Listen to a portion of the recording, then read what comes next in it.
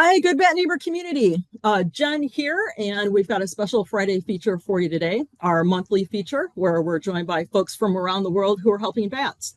And today we're joined from Brooklyn in New York City, in New York State, in the United States, on the northeast coast there, by two of the founders of the Gotham Bat Conservancy. We've got Ryan Mahoney, and yeah, hi Ryan, and Roxanne Quilty. So hi Ryan and Roxanne. How you guys Hello, doing? hello. Hi, we're good. How are you? Very Good, well. good. So what is the Gotham Bat Conservancy? It's so many things. Let We us have it. are, yeah.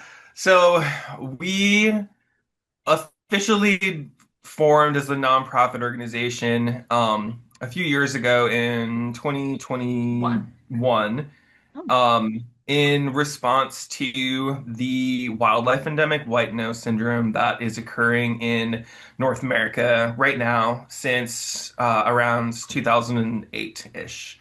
and And for not to interrupt you, but for anyone that yeah, doesn't know, white nose syndrome is a fungus that um, basically wakes bats up from hibernating because they get so itchy. So then they get malnourished from being awake when they're supposed to be sleeping. They've got nothing to eat. So it's actually been killing off a lot of bats in the United States and has even gone to Canada. So it's a really serious problem. Some species have lost 90% of their populations. So yeah, it is a real challenge that we're facing right now. So sorry, yeah, go ahead. yeah, No, absolutely. please. It's a very significant issue that is getting more and more, I think, spotlighting in like recent like years. Mhm. But in our opinion, the amount of work that's going into wildlife conservation is there is a lot of work that goes into conserving animals, conserving wildlife, conserving habitats. But there are like a cluster of animals that have like the spooky factor that have notoriously had a lot of issues with garnering a lot of public support because of their historical almost vilification over Right, time. right. And bats fall into that category along with sharks do. What other animals? Whales used Used to, to. but not anymore. But they were also in that like vilified category. But like a lot of nocturnal animals, Yeah. like skunks and raccoons and stuff, they've all kind of got this bad rap. And so there's not a lot of local support Mhm. that has a lot of focus on having targeted and localized impacts on bat populations. So for us in New York City and in like the northeast of the United States, that's our area of focus where we're focused on just the 9 different bat species that we have Okay. in this area that move throughout other parts of this country and up into Canada and further down into like the Gulf and into like the northern parts of Mexico and the Caribbean, and where how how all of these areas are impacted by white nose syndrome by just focusing on our area. And we are small but mighty, I guess is the best way to put it. I like that. And yeah, and we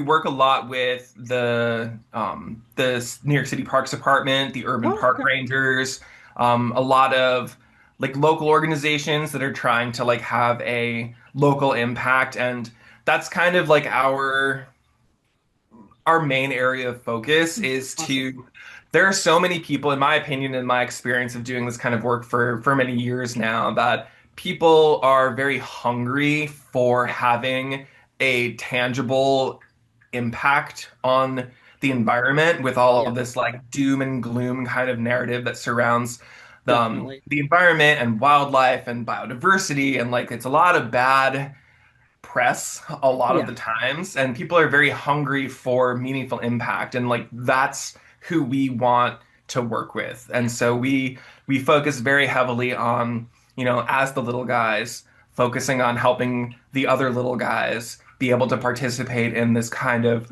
work in meaningful ways, which is That's really great. fun. Yeah. I Yeah. think Yeah. especially since we are based in such a big metropolis, an urban Mm, metropolis. I mm. think a lot of people in and around cities feel disconnected from the natural world around Definitely. them, but it's Definitely. actually incredibly present here, remarkably so. And New York City we are finding more and more every year that New York City is a wonderful place for bats in many ways. So, Yes. being able to engage with our communities around here, especially we're both very passionate about working with youth programs, Oh, nice. and bringing um, ecology and conservation to these urban environments where a lot of people are sort of told that that can't or doesn't happen here. Yeah. When in fact, cities are incredibly important hubs for wildlife and biodiversity. So that's something that we're very passionate about as well. We also, as an organization, we conduct research. Mhm. Oh, So we monitor for bats okay. all around New York City and the greater Northeast, up into New York State and Pennsylvania. Oh, wow. Um, yeah, yeah. So that's another sort of wing of our organization and our mission. Um, Yeah. yeah. Yeah, we do a lot of like acoustic work. So that's like Okay. my background is in bioacoustics. So like Oh, awesome. listening to, putting out microphones and listening to what is easier to hear than see and Right. figuring out what it is that we're hearing and what they're doing, what kind of behaviors they're exhibiting, their movements over time. And like one of our big projects that we've just recently launched in a formal way is what we call the Gotham City Project. We're creating a seasonal occupancy model of the bat species in New York City. Oh, And wow. we'll be doing that over the next couple of years. We have like 2 years of monitoring under our belt so far, a few more Oh, years to go before we have like enough data to have like a really solid amount of data to create like a very accurate model, right. which is Right. really exciting because we keep Wow. we keep regularly finding very, very cool things out there. We Oh, see a neat. lot of endangered and threatened species in the parks in New York City, often, very often. Wow. Yeah. Wow. Yeah. Do you mostly monitor in the parks or also in neighborhoods, like near buildings? So we spend most of our time, as of up to now, we've been spending most of our time doing acoustic monitoring in parks. Okay. Part of our model that we're building includes getting not non-natural areas. So we will be doing monitoring in like more urbanized parts of the Oh, city to get cool. like a better, like a more well-rounded data set from different types of environments. So we have been focusing a lot more on parks to date. But over the next 3 years, we're going to be incorporating in like more urban and like industrial parts of the city where, Oh, very believe it or neat. not, we also get a lot of reports of bat sightings. There was the New York City Department of Sanitation, Yeah. so like the garbage trucks, where they Oh, warehouse gee. all the garbage trucks. Yeah. They contacted us and they were like, "We have bats. What do we do?" Oh, my. Yeah, it's so common for us to hear of bats showing up in like all of these bizarre places, Yeah. particularly Yeah. around this time of the year, like as the season begins to change to fall when all the juvenile bats are starting to learn to fly and fend for themselves. Yeah. The young bats kind of end up in weird places sometimes, Yeah. and so What do you advise people then in that kind of incident when they call you up and say we have bats, what do we do? I mean, it really depends. Yeah. yeah. It's very like situation by situation by situation. Mhm. Yeah. Yeah. Um, I would say it it depends on who's contacting us and like to what extent we're like how much information that we're able to get from them. So Hmm. Hmm. like when the sanitation department got in touch with us, and when like the parks department and the urban park rangers get in touch with us, um, they'll usually have pictures or videos and like Oh, okay. we'll be able to know like exactly like where in the city they are and they'll have more resources usually. Yeah. Yeah. And so it's easy for them to kind of like be able to like articulate or show us like what's going on with the bat. More often than not, the bat is just like lost or, you know, flew too close to the sun, so to speak, Yeah. and like is a little too far away from Overshot. home and is Yeah. just like Yeah. kind of like having a little rest in like a very weird place for a Yes. little bit Yeah. until, you know, until it can like spend some time, rest, and then like continue on its way. So most of the time, what we end up doing is like finding out as much information as we can about if it's injured or not. And Right. usually they're not injured and they're just Mhm. kind of hanging out, in which case we advise to just kind of like leave them alone, like let them, if they're in like in an area that's not Get them to somewhere safe. yeah, if they're not like in an area that they're going to get like trampled or run over or anything Right. like that, you know, Yeah. just kind of let them do their thing. But the best thing to do would just be to get them to a tree because bats are, while they're able to fly, it's very difficult for them to get flight from the ground. Right. So they'll climb a tree and then use like gravity to like kind of Yeah. start their flight and be able to take off from there. So if you get them Yeah. near a tree, they can figure it out from there, which is what we just recently did with the Parks Department. Yeah. They found a Oh, bat that was like a juvenile bat that was downed and looked kind of like starstruck a little bit yeah. and Yeah. he just needed a breather and they got him and like a box or a net or something and they brought him over to a tree and he just climbed the tree and 3 minutes later he was gone, he flew Oh, away. good. Oh, So nice. that's usually Nice. what we do, but also on our website we have like a really really good resource for Mhm. if you are just like you or me or an individual. Right. If you come across a bat and you feel like it might be injured or you don't know Mhm. what to do and Mhm. you're in uh like Florida or you're in Maine or you're in California or you're somewhere, there's on our website there is a link to animalhelpnow.org where Oh, okay. you can put in your zip code Mhm. and the type of animal that you found, and it will Oh, show wow. you a directory of all the animal rehabbers in your Oh, area nice. that can accept that type of animal. Yeah. So Because obviously, bats are rabies vector species, so you have to be a more specialized animal rehabilitator to be able to take them in. Yeah. So it's definitely a lot harder to find animal rehabilitators who are able to take in bats. So Right. that guide is really excellent yeah, because it narrows it down right for you.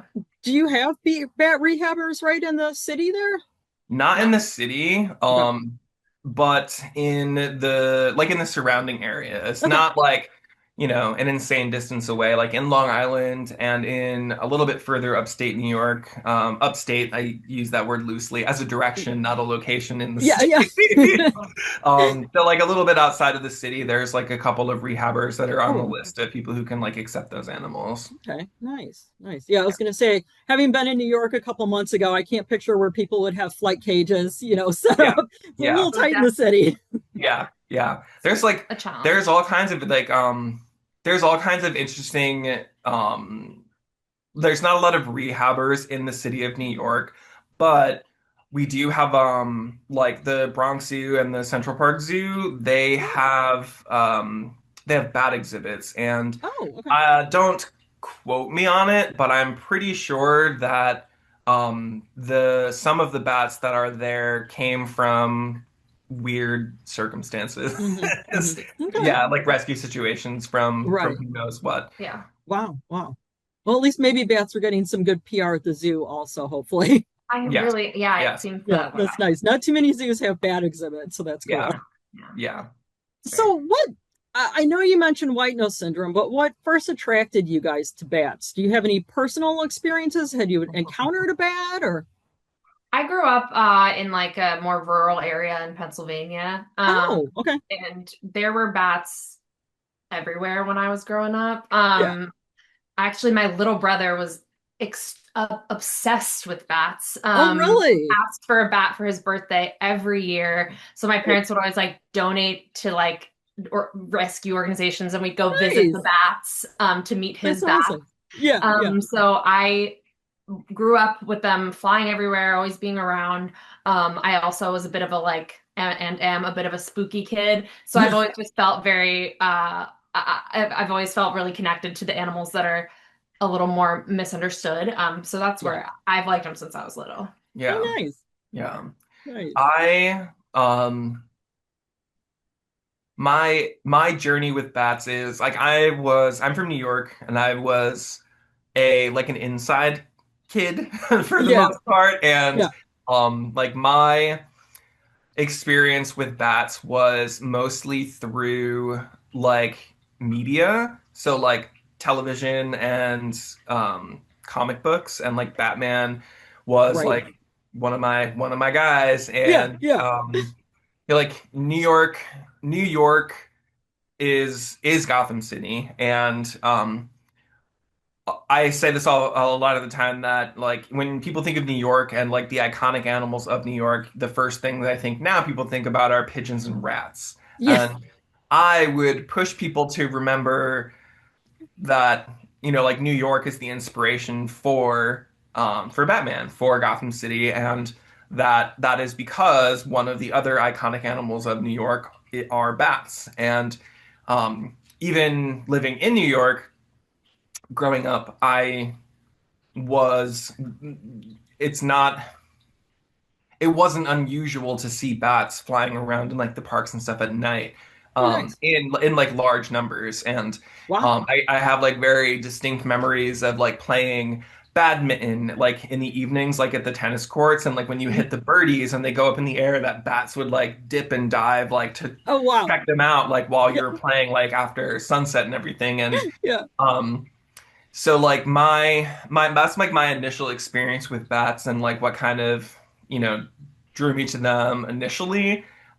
What drew me back to them eventually was again like how little attention I felt like bats get um in a local kind of like targeted way, that we Right. have like a lot of really big organizations that are really great Wonderful. and are super good at like being like the like powerhouses of like getting a lot of attention and like getting a lot of like support and providing like human support and financial support to like small organizations like us who are targeted like in a local kind of a way.